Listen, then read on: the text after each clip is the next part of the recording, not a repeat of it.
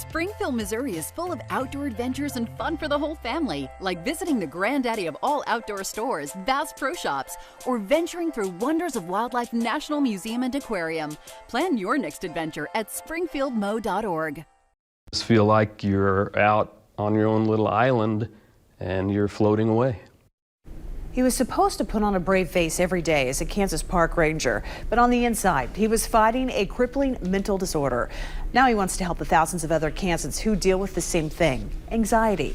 It's one of the biggest projects we've ever taken on, a year-long look at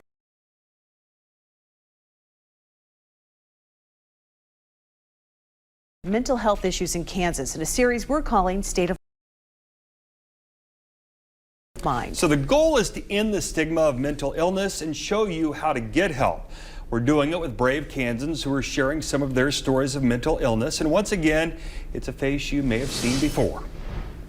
Got some small zebra mussels starting underneath the rock even. But Park Ranger Randy Just is the guy we went to for answers. it boggles the mind. It's incredible. From boating to zebra mussels, he was the face of Kansas wildlife and parks for years. What we didn't know behind this public face was a private battle. I didn't want to talk to people. I didn't want to associate with people. Anxiety had taken over. Then I would worry about the strangest things. I would worry about if I would mow the lawn that my mower's going to break down. Or I thought all of a sudden we weren't going to have enough money and we'd lose our house. And why do I worry about things like that? I shouldn't worry about that. I was going crazy. You knew, though, in your own head that you were worrying about stuff that you shouldn't worry about? I did. But yet you were worrying about them. But yet I was worrying about them. It was so weird, and I couldn't keep myself from worrying. Randy's retired from his job as a park ranger and sits in a classroom for this interview because he now works for communities and schools. Healed now, what he didn't know then was he was fighting the most common mental disorder. Anxiety affects about 20% of us. Like many others, he didn't get help, and that's when things got really bad. It went into a full-blown depression, and then the problems were just starting because I couldn't eat, I couldn't sleep, I couldn't concentrate at work. I think if I wouldn't have had my family and my faith in Jesus Christ, I don't know if I would have made it. His family is who helped him out of it. He finally got treatment, including therapy and medication. His mission now, save others and encourage them to get help. Well, I said if I had to go through this, I don't want anybody else to go through this.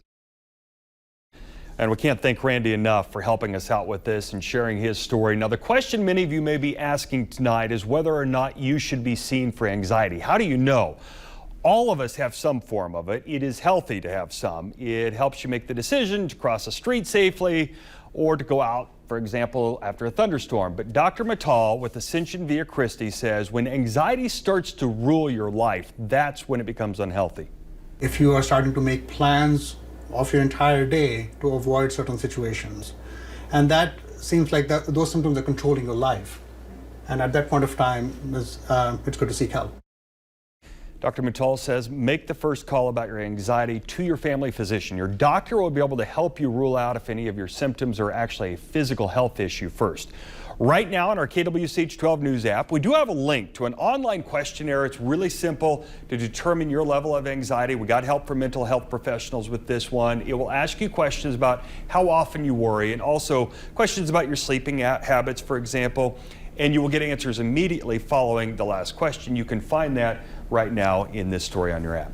And here's one piece of advice you'll hear more than any other when it comes to anxiety, and that's to breathe. Seems too simple and maybe just something that's easy for someone to say, but it really does help.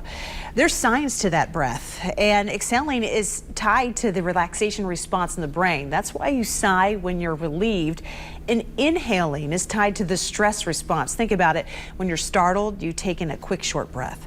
Paying attention to your breath can really help slow that down, where your logic brain is much more in control and able to tell yourself, this is not a dangerous situation, or this is a situation I can either handle or get help from.